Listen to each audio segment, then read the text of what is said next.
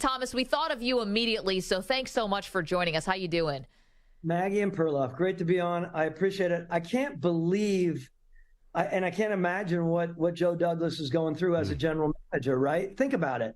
Everything they did to lead up to this point, the draft picks, the money, the pressure coming off of a quarterback like Zach, and how it's all going to play out. This is obviously a huge deal. And how do you navigate it? How do you continue to lead? You have to figure out the next quarterback, of course, right? Of course, you know where I'm going there. I'm telling them, get Matt Ryan in there. Yeah. You guys can take your shots at Matt Ryan, but maybe Matt is a guy that you need to be in there. Veteran guy that comes in. You know, that is something that's been on my mind. But there are a lot of discussions that need to be made, and there are emotional discussions. Believe me, I know Robert Saleh's like, this isn't about this team. This is a great team. It is. But this is like nothing I've ever seen. I did not run into this in Atlanta. Matt Ryan missed 1.5 games his entire career.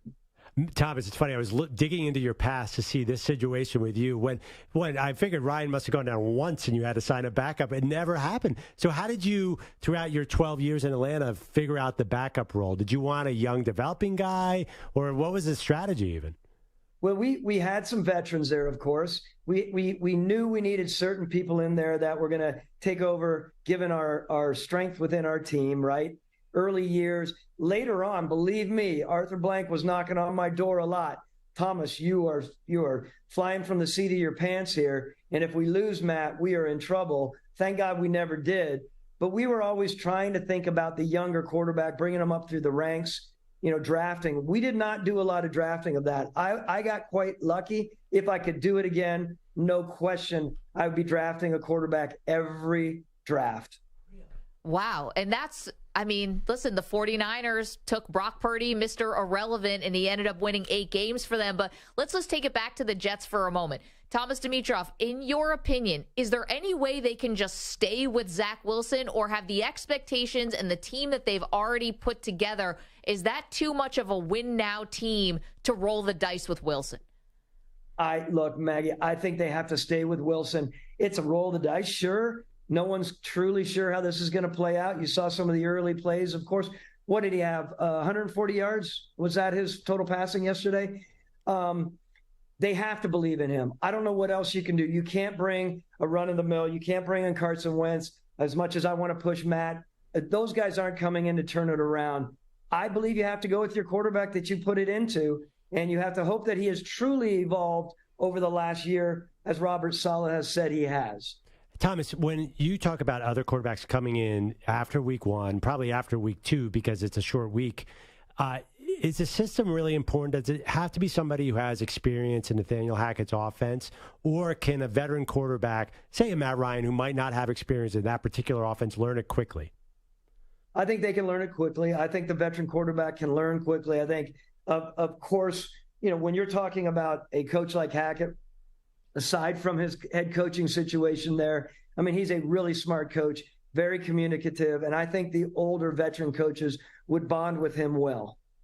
Okay, so Thomas Dimitroff joining us, former general manager of the Atlanta Falcons, now the CEO of Sumer Sports. You think bring in a veteran, but that veteran would be to back up Zach Wilson, and ultimately you do have to ride with Zach Wilson. Is that a tough sell to a locker room? It was only a year ago that the rest of the Jets were wearing T-shirts that said Mike White on it, who is the former back of the Jets. Zach Wilson really didn't ingratiate himself well with that team, and now they've just been sold Rodgers for the last 6 months. Well, I think they're selling Rodgers, but I believe they have also been selling the heir apparent, eventually letting Zach get to a point where he's evolving. Again, we have to believe what Robert Saleh is saying, right? I know he's a leader of the team and he has to be upbeat. He has to keep morale going. And that's the only way you could do it. And you have to believe, you have to get creative. You have to give this kid legitimate confidence. When he's kicked, that was the early, was it the second throw was an interception yesterday? Those are tough things as a team. You're hanging on the edge of your seat, waiting to see the kid take over and do what he needed to do after this very difficult injury. And it's just going to take some time. You have to go with it, Maggie. I don't think you can do it any other way at this juncture in the season. Thomas, do you have to call Tom Brady? Just even to hear him say no, you got to hear from him, right? Yeah, I think you have to hear from him, sure. I mean, can you imagine that? Wow. Yeah, they were just honoring him in Foxborough on Sunday, and now he would join the division rival on Tuesday. I don't know. Join the division rival. That's where my head was going. I'm thinking, can you imagine? Oof. I think you have to do your due diligence. You have to beat every path for sure. But in the end, no one feels more comfortable, I would say, than a guy that's been in their building for 2 years now or whatever it is, moving forward. So that's what I would have to do to be comfortable enough and look at the owner in the eye and say, look, we did draft this guy because we believed in him. We have to go with him. So at Sumer Sports, I know you guys talk a lot about sort of team building.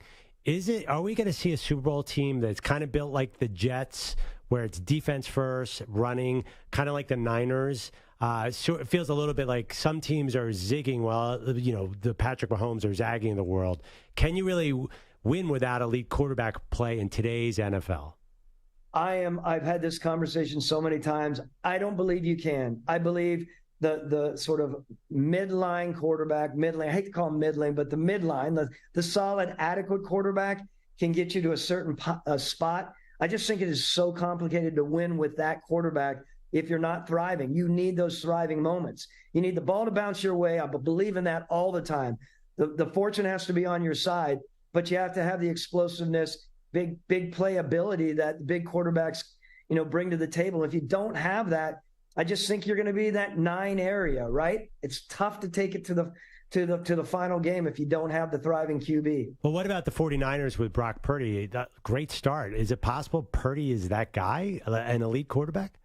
It's so funny because going into the year, I had said to people, I'm like, look, I love what he's done up to that point. Great. I also believe the coordinators in this league are wildly intelligent. They're working all off season to kick his butt because, who is this young guy coming in to have us run roughshod on us? And then to see him kick off the season the way he did the other day, it's going to be really, really fun to watch how he develops. And I know the team is behind him a lot, right? So, the Mr. Relevant coming in, being what he can be, another great storyline, 2 opposite ends of the spectrum in New York and San Fran as far as a movie line, right? Thomas Dimitroff is joining us, CEO, Sumer Sports, former general manager at the Falcons, spent a lifetime in the NFL. Thomas, so this is not the question maybe today for the Jets, but once the dust settles on this and they figure out what they're going to do with quarterback or move forward with Zach Wilson, do you think they're expecting that Rodgers is going to come back from this torn Achilles and play next year? Like, would they be thinking that way? Like, hey, it's all right. He's going to rehab at 40 years old, and we're going to get him back next year and be ready to go again and take another shot at this thing. Of course, I don't want to speak for Joe Douglas, but my mind, if I'm sitting there, and I wasn't a naysayer negative guy, I would be thinking, there's no way he comes back. He's so close to it as it is. I just don't see that happening. If it happens, so be it. When you start talking about $75+ million guaranteed money, there's a lot of cash involved over the next year and 2 years. A second round pick now. My head is, I am in the side of the office at my office in New York. If I'm Joe, and I'm spending a lot of introspective time trying to figure out the next steps for this organization. And that is on Joe. That's a big deal. And it's a big deal for the head coach. So the owner's going to have to watch this closely, of course. Thomas, just want to ask you about a couple other teams. Your former boss, Bill Belichick. I think the Patriots played pretty well week 1, but there's a lot of smoke about him being on the hot seat this year. I mean, do you think that if the Patriots don't make the playoffs, is there a chance that Robert Kraft will move on? It's so tough for us to say that, right? Because, you can argue whatever you want to argue. He is one of the very best, if not the best ever to coach the position as a head coach.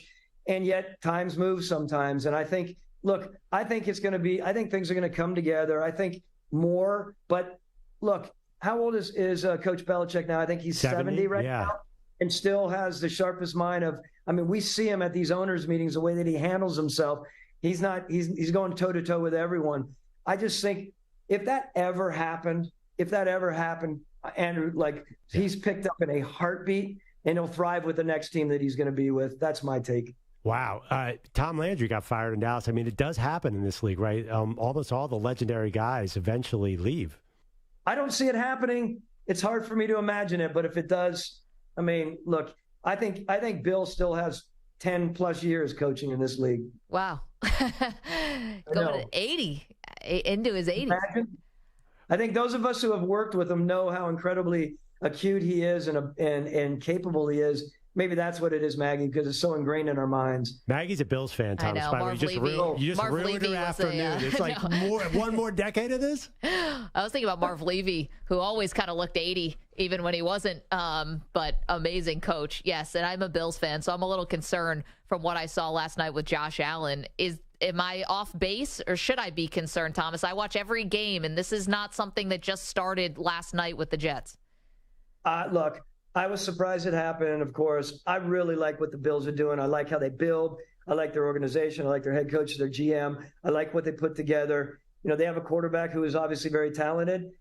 I'm a big believer in, however, it doesn't matter how talented someone is, when the time comes to crunch time, that's when you're truly gauging your quarterback.